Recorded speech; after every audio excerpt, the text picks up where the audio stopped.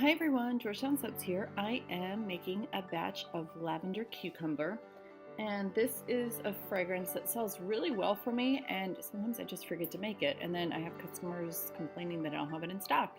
I've got one customer, he would probably buy the whole batch from me if he knew I were making this. He'd wipe me out because he's always asking for it and I never have it. Um, so the official description is lavender, it's cucumber with some sage, and it's really not overly lavender, so I think the lavender cucumber is a little bit deceptive. To me, it's more of a fresh, clean scent, very unisex, and it doesn't smell quite as much. I don't notice the lavender as much, so if you're not a big lavender fan, this might really work for you. It's just really nice, clean, fresh. And it's got staying power, so it's, sometimes lighter scents don't smell as good or they're not as strong, but it's a really nice fragrance. Definitely helps. It does not accelerate, it doesn't rice, it behaves wonderfully, and so I just need to kind of remember to keep this one more in stock. And so for this one, my traditional design is lavender and cucumber, so I'm using titanium dioxide for my base, and then I'll use the green apple mica from BeScented and the magic purple from BeScented. So just to kind of keep the color scheme kind of traditional with the fragrance, and just behaves really nice, smells really, really fresh. And for those of you who might be new soapers, I remember when I was first making soap, I was like, why do I have to clean my stick blender off every time I change colors? Here's the trick, you don't have to. So as long as you kind of mix the lighter colors first, and then you can go to the darker shades. So like I always do my TD, the white color first, and then I'll do the green. I'll try and tap it off, but you really don't get a lot of color transfer. So when I move this over, I'll scrape it off, but you don't have to like completely clean it off. And then you can go ahead and mix the purple. And then you're not going to get too much of the green color kind of transfer into the purple. Because, to sit there and clean your stick blender off every time, it can be a little bit time consuming. And with this, even with the smaller amounts, I'm trying to make sure that I get it kind of blended enough so that it's not too runny. And again, this fragrance, it's nice. It gives you plenty of time to work with.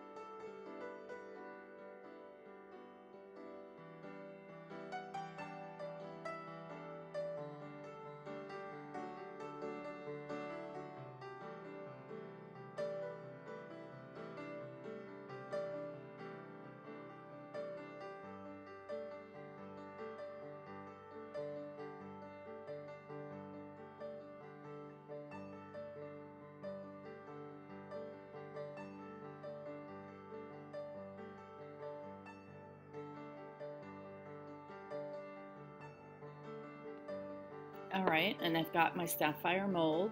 It's a 5-pound silicone mold, really, really fantastic. Right now, BeScented doesn't have any more of the blue ones, but you can get the diamond. It's the exact same mold, same size, same everything. It's more the clear white silicone color. And kind of no rhyme or reason to how I'm pouring it. I'm just trying to kind of alternate the colors. And if I do straight lines, then I can kind of use my chopstick, get a really nice swirl in the middle. So I'm going to let you guys finish watching me work on the pour, and then I'll bring you guys back for the cut.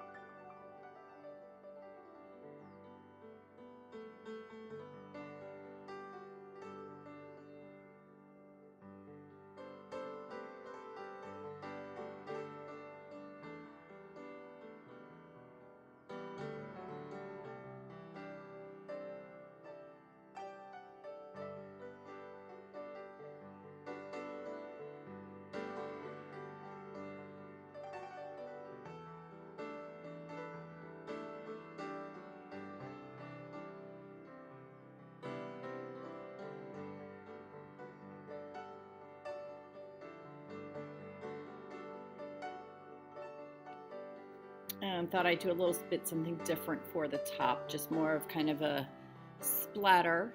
And it took a lot of restraining not to grab my chopstick and do a little bit of swirling. But anyway, I'm gonna go ahead and put this in the oven. Right now I'm not turning the oven on. I'm just kind of letting all my soaps sit in the oven, and then I pull them out about 24 hours later. And you can see it's pretty hard when I went to actually cut it. Got a lot of soap scraps. You can see I've been doing a lot of cutting. And pretty happy with the swirls. Kind of light and airy, and again, smells really, really nice. Real fresh and clean. So I'm gonna let you guys finish watching the cut, and I will see you on the next video. Thanks so much for subscribing if you haven't already, and thanks for watching. Have a great day.